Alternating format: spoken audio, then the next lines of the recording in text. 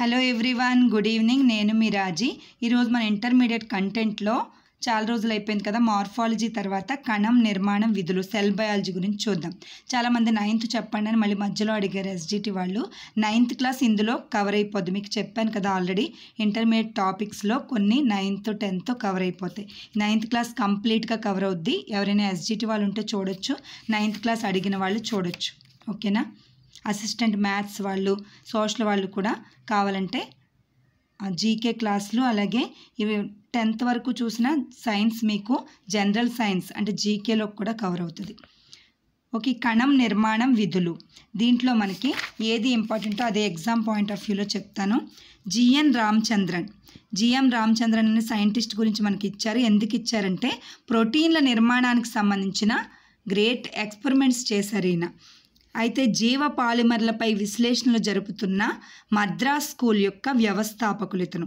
మద్రాస్ స్కూల్ని స్థాపించిన వ్యవస్థాపకులితను. దీంట్లో జీవ పాలిమర్లకు సంబంధించిన ఎక్స్పెరిమెంట్స్ జరుగుతాయి. నెక్స్ట్ మనకి కొల్లాజన్ అణువు యొక్క త్రయసర్పిల నిర్మాణంపై ఈయన ఎక్స్పెరిమెంట్స్ చేసి అలాగే ఈ కొల్లాజన్ త్రయసర్పిల నిర్మాణం అలాగే రామచంద్రన్ పటం పద్ధతిని కనుగొన్నాడు. ఈ రెండు ఉపయోగించి ప్రోటీన్ల సాధ్యమయ్యే అనురూపకాలు, ఎలౌడ్ కన్ఫర్మేషన్స్, విశ్లేషణ లాంటి అంశాలు నిర్మాణాత్మక జీవశాస్త్రంలో అత్యుత్తమమైనవిగా గుర్తింపు పొందాయి. ఈ నిర్మాణాత్మక జీవశాస్త్రంలో ఉపయోగపడేవి ఏంటంటే కొల్లాజన్ అణువు నిర్మాణం అలాగే రామచంద్రన్ పటం. ఈ రెండు కూడా ప్రోటీన్లను కనుగొనడానికి అవసరమయ్యాయి అన్నమాట. ప్రోటీన్ల సాధ్యమయ్యే అనురూపకాలు, ఎలౌడ్ కన్ఫర్మేషన్స్లో చాలా బాగా ఉపయోగపడ్డాయి. కాబట్టి నిర్మాణాత్మక జీవశాస్త్రంలో చాలా విశేషమైన కృషి చేసిన వ్యక్తి మనకి జిఎన్ రామచంద్రన్, 1922 నుంచి 2001. నెక్స్ట్ మనకి ఇక్కడికి వచ్చేద్దాం. కణం ఫస్ట్ మనకి సెల్. కొన్ని వేల అడుగుల ప్రయాణమైన మనకి ఒక్క అడుగుతోనే మొదలవుతుంది, అవునా? అలాగే ఎన్ని అడుగుల మనిషి ఉన్నా, ఎన్ని కిలోల బరువు ఉన్న మనిషి ఉన్నా సరే, మనిషి అయినా సరే ఒక్క కణంతోనే స్టార్ట్ అవుతాడు, అవునా? Single cell. ఏంటది? అండం శుక్రకణం కలిసి మనకి సంయుక్త కణం అనేది ఏర్పడుతుంది కదా, జైగోట్. ఆ జైగోట్ నుంచే మనకి ఇంత పెద్ద జీవులో మనం ఏర్పడతాం కదా, మిరాకిల్ కదా. అయితే ఈ కణం గురించి తెలుసుకోవడం మనకి చాలా ఇంట్రెస్టింగ్ టాపిక్ ఇది. కణం అంటే ఏంటి అసలు మనం 8th క్లాస్లో తెలుసుకున్నాం. కణం అనేది నిర్మాణాత్మక క్రియాత్మక ప్రమాణం. జీవులన్నిట్లో కూడా, మొక్కల్లో, జంతువులో అన్నిట్లో కూడా, బ్యాక్టీరియాల్లో అన్నీ కూడా నిర్మాణాత్మక క్రియాత్మక ప్రమాణం. ఏకణ జీవుల్లో అయితే మనకి దాంట్లోనే అన్నీ జరుగుతాయి, అన్ని జీవక్రియలు కూడా ఒకే ఒక కణంలో జరిగిపోతాయి.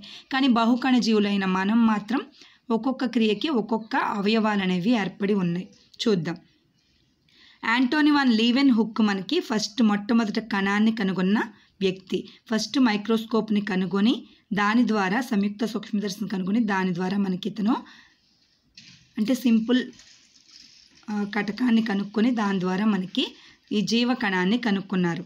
తర్వాత రాబర్ట్ బ్రౌన్ కేంద్రకాన్ని కనుగొన్నారు. మనకి జీవకణాన్ని మొట్టమొదటిగా రాబర్ట్ హుక్ కనుక్కున్నాడు అసలు కదా, కానీ లీవెన్ హుక్ జీవకణాన్ని మొట్టమొదటిసారిగా వర్ణించాడు. ఓకే, చూసి వర్ణించాడు. కణం అని పేరు పెట్టాడు. బెండు కణజాలంలో కణాన్ని కనుక్కొని పేరు పెట్టింది మనకి రాబర్ట్ హుక్. కరెక్టే మీరు విన్నది. అయితే లీవెన్ హుక్ అయితే కణాన్ని దర్శించి కటకం ద్వారా చూసి దాన్ని వర్ణించాడు, దాని యొక్క లక్షణాలు చెప్పాడు, ఉపయోగాలు చెప్పాడు. రాబర్ట్ బ్రౌన్ ఏం చేశాడంటే కేంద్రకాన్ని కనుగొన్నాడు కణంలో. అయితే ఎలక్ట్రాన్ మైక్రోస్కోప్ని కూడా ఎవరు కనుగొన్నారంటే మనకి నాల్ మరియు రస్కా అనే వ్యక్తులు, సైంటిస్టులు మనకి ఎలక్ట్రాన్ మైక్రోస్కోప్ అంటే మామూలు సూక్ష్మదర్శిని ద్వారా చూడలేని వాటిని కూడా కనుక్కొనడానికి ఎలక్ట్రాన్ మైక్రోస్కోప్ని కూడా కనుగొన్నారు. నెక్స్ట్ మనకి దీని ద్వారా కణం యొక్క లక్షణాలు తెలియజేశారు. మనం 8thలో చూసాం ఆల్రెడీ. నెక్స్ట్ మనకి కణ సిద్ధాంతాన్ని ఎవరు ప్రతిపాదించారంటే స్లీడన్ మరియు స్వాన్. చూడండి, 1838లో స్లీడన్ జర్మన్ శాస్త్రవేత్త, వృక్ష శాస్త్రజ్ఞుడు అనమాట. మొక్కలను పరిశీలించి మొక్కలన్నీ కూడా అనేక రకాల కణాలతో ఏర్పడి ఉంటాయని మొక్కల్లో కణాన్ని కనుక్కున్నాడు ఇతను. అలాగే థియోడర్ ష్వాన్ జంతు శాస్త్రజ్ఞుడు. ఈయన జంతు కణాలను అధ్యయనం చేసి కణాలు పలుచని పొరలతో ఏర్పడతాయని, దాన్నే మనం ప్లాస్మా మెంబ్రెయిన్ అంటామని కూడా వివరించాడు. ఇలాగే వీళ్ళిద్దరూ కలిసి మనకి కణ సిద్ధాంతాన్ని ప్రతిపాదించారనమాట. ష్లీడన్ మరియు స్వాన్ సంయుక్తంగా కలిసి మనకి కణ సిద్ధాంతాన్ని, సెల్ థియరీని మనకి ప్రతిపాదించారు. నెక్స్ట్ మనకి రుడాల్ఫ్ విర్కోవ్ లేదా విర్షా, విర్కోవ్ అని ఇస్తాడు కొన్ని బుక్స్లో, ఇది విర్షా అని ఉంది. 1855లో మనకి, అంటే వీళ్ళు ప్రతిపాదించారు కానీ కొత్త కణాలు ఎలా ఏర్పడతాయి అనే అంశాన్ని మాత్రం వీళ్ళు చెప్పలేదు. పాత కణాలు ఎలా ఉన్నాయో చెప్పారు, సిద్ధాంతాన్ని ప్రతిపాదించారు, కానీ కొత్త కణాలు దాని నుంచి ఎలా ఏర్పడుతున్నాయి, జీవి ఎలా పెరుగుతుంది అనేది వీళ్ళు వివరించలేదు. కానీ రుడాల్ఫ్ విర్షా 1855లో కొత్త కణాలు అంతకు ముందున్న పూర్వ కణాల నుంచి ఏర్పడతాయని చెప్పి ఒక అద్భుతమైన విషయాన్ని ఈయన కనుక్కున్నారనమాట. దీన్నే మనం ఆమ్నిస్ సెల్యులా ఈ సెల్యులా, చాలా ఇంపార్టెంట్ ఇది, ఆమ్నిస్ సెల్యులా ఈ సెల్యులా. ఆమ్నిస్ గుర్తుపెట్టుకోండి, అంటే పాత కణాల నుంచే కొత్త కణాలు ఏర్పడతాయనే థియరీయే మనకి ఈ పేరు. ఆమ్నిస్ అంటే ఆమ్లెట్ అని గుర్తుపెట్టుకున్నా పర్లేదు, సెల్ అంటే కణం కదా, అండాన్ని కూడా సెల్లే అంటాం కాబట్టి మనం సెల్యులా, ఆమ్నిస్ సెల్యులా ఈ సెల్యులా అని గుర్తుపెట్టుకోండి. ఇది పాత కణాలు పాత కణాల నుంచే ఏర్పడతాయి కొత్త కణాలు అనే విషయం.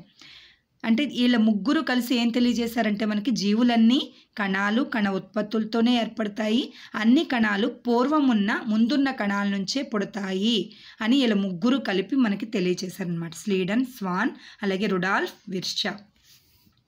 నెక్స్ట్ మనకి కణం యొక్క సమగ్ర భావన గురించి చూద్దాం.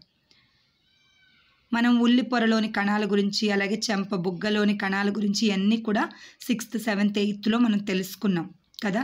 ఇప్పుడు మనం అక్కడ వరకు వెళ్ళొద్దు. ప్రతి కణం లోపల త్వచ వ్యవస్థ ఆవరించబడిన దట్టమైన కేంద్రకం అనే నిర్మాణం ఉంటుంది. ప్రతి కణం లోపల కూడా కేంద్రకం అనే నిర్మాణం ఉంటుంది, అవునా. కేంద్రకం లోపల మనకి క్రోమోజోమ్స్ ఉంటాయి.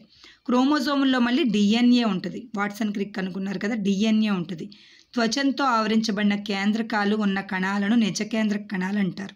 కేంద్రకం చుట్టూ ఒక పొర ఆవరించబడి ఉంటే దాన్ని కేంద్రక త్వచం అంటాం. ఓకే, ఆ కణాలని మనం నిజ కేంద్రక కణాలు, యూకారియోటిక్ సెల్స్ అంటాం. అలాగే త్వచంతో ఆవరించబడిన కేంద్రకాలు లేని కణాలను, అంటే కేంద్రకాల చుట్టూ ఒక పొర లేకపోతే ఆ కణాలని మనం కేంద్రక పూర్వ కణాలు లేదా ప్రోకారియోటిక్ సెల్స్ అంటాం. ఓకే, ఇలా కణాలు అనేవి 2 రకాలు, నిజ కేంద్రక కణాలు, కేంద్రక పూర్వ కణాలు. అయితే ఈ రెండిట్లోనూ కూడా కణ ద్రవ్యం ఉంటుంది. మనకి చిక్కటి జీవ పదార్థం ద్రవ్యంలాగా, జెల్లాగా మనకి కణ ద్రవ్యం ఉంటుంది, అర్ధ ద్రవ్య స్థితిలో ఉంటుంది. ఈ కణ ద్రవ్యంలోనే సెల్ ఆర్గానెల్స్, కణాంగాలు అనేవి ఉంటాయి. ఓకే, ఇది సజీవ స్థితిలో, కణాన్ని సజీవ స్థితిలో ఉంచడానికి మనకి ఈ కణ ద్రవ్యం అనేది తోడ్పడుతుంది అన్నమాట. ఓకేనా, ఇంపార్టెంట్ పాయింట్. సజీవ స్థితిలో కణం ఉండటానికి కారణం అనేది మనకి కణద్రవ్యము. నెక్స్ట్, నిజ కేంద్రక కణాల్లో కేంద్రకంతో పాటు అంతర్జీవ ద్రవ్యజాలకం, ఎండోప్లాస్మిక్ రెటిక్యులం, గాల్జీ కాంప్లెక్స్ అంటే గాల్జీ సంక్లిష్టం, లైసోజోమ్స్, అలాగే మైటోకాండ్రియా, ప్లాస్టిడ్స్, సూక్ష్మదేహాలు, రిక్తికలు, త్వచ ఆచ్ఛాదన కలిగిన కణాంగాలు, ఇవన్నీ కూడా మనకి నిజ కేంద్రక కణాల్లో, యూకారియోటిక్ సెల్లోనే ఈ కణాంగాలన్నీ ఉంటాయి. ఓకే, ఇందులో కేంద్రక పూర్వ కణాల్లో మాత్రం ఇటువంటి కణాంగాలు ఏవీ ఉండవు. ఓకే, మెయిన్ ఇంపార్టెంట్ పాయింట్ ఏంటంటే నిజ కేంద్రక కణాల్లో ఈ సెల్ ఆర్గానెల్స్, కణాంగాలన్నీ ఉండి వివిధ రకాల విధులు నిర్వర్తిస్తాయి. కానీ కేంద్రక పూర్వ కణాల్లో ఇలాంటి కణాంగాలు ఏమీ ఉండవు. నిజ కేంద్రక పూర్వ కణాలన్నిటిలోనూ కూడా రైబోజోమ్స్ ఉంటాయి. మనకి జనరల్గా కామన్గా మనకి ఈ రెండిట్లోనూ ఉండే కణాంగాలు ఏంటి అని అడగొచ్చు బిట్. రైబోజోమ్స్ కేంద్రక పూర్వ కణాల్లోనూ ఉంటాయి, నిజ కేంద్రక కణాల్లో కూడా ఉంటాయి. ఓకే, కణం లోపల రైబోజోములు కణద్రవ్యంలోనే కాక హరిత రేణువులు, వృక్షాల్లో, మొక్కల్లో హరిత రేణువుల్లోని, అలాగే మైటోకాండ్రియాల్లోని, గరుకు అంతర్జీవ ద్రవ్యజాలకం, అందుకే అంతర్జీవ ద్రవ్యజాలకం అంటే ఎండోప్లాస్మిక్ రెటిక్యులం, దానిపైన రైబోజోములు ఉంటే దాన్ని మనం గరుకు అంతర్జీవ ద్రవ్యజాలకం అంటారు. అది మనకి ప్రోటీన్ల సంశ్లేషణకు తోడ్పడుతుంది. రైబోజోముల విధే ప్రోటీన్ల సంశ్లేషణ. ఓకే, రైబోజోమ్స్ అనేవి హరిత రేణువుల్లో ఉంటాయి. మనకి నెక్స్ట్ వస్తుంది మైటోకాండ్రియాలో ఉంటాయి, అలాగే గరుకు రఫ్ ఎండోప్లాస్మిక్ రెటిక్యులంలో కూడా ఉంటాయి. జంతు కణాల్లో త్వచ ఆచ్ఛాదన లేని మరొక కణాంగం ఏంటంటే సెంట్రియోల్. ఇది జంతు కణాల్లో మాత్రమే ఉంటుంది సెంట్రియోల్. ఓకే, మొక్కల్లో కాదు. జంతు కణాల్లో త్వచ ఆచ్ఛాదన లేని కణాంగం సెంట్రియోల్. మనకి కణ విభజన, సెల్ డివిజన్లో మనకి చాలా బాగా తోడ్పడుతుంది. సెల్ డివిజన్ ఇప్పుడు నెక్స్ట్ వస్తుంది, ఈ చాప్టర్లోనే ఉంటుంది, తెలుసుకుందాం. కణాల ఆకారంలోను పరిమాణంలోను క్రియల్లోనూ చాలా వైవిధ్యతను చూపిస్తాయి. అనేక రకాలుగా కణాలు అనేవి ఉంటాయి. అయితే అతి చిన్న కణాలు మనకి మైకోప్లాస్మాల్లో ఉంటాయి. అవి ఎంతంటే 0.3 మైక్రోమీటర్స్ అన్నమాట పొడవు. అలాగే కొన్ని బ్యాక్టీరియాల్లో కూడా 3 నుంచి 5 మైక్రోమీటర్స్ వరకు కొలతను కలిగి చిన్న చిన్న పరిమాణంలో ఉంటాయి. అలాగే నిప్పుకోడి ఆస్ట్రిచ్ అండాన్ని మనం అతిపెద్ద కణంగా చెప్పవచ్చు. ఆస్ట్రిచ్ ఎగ్గని మనం అతిపెద్ద కణం అంటాం.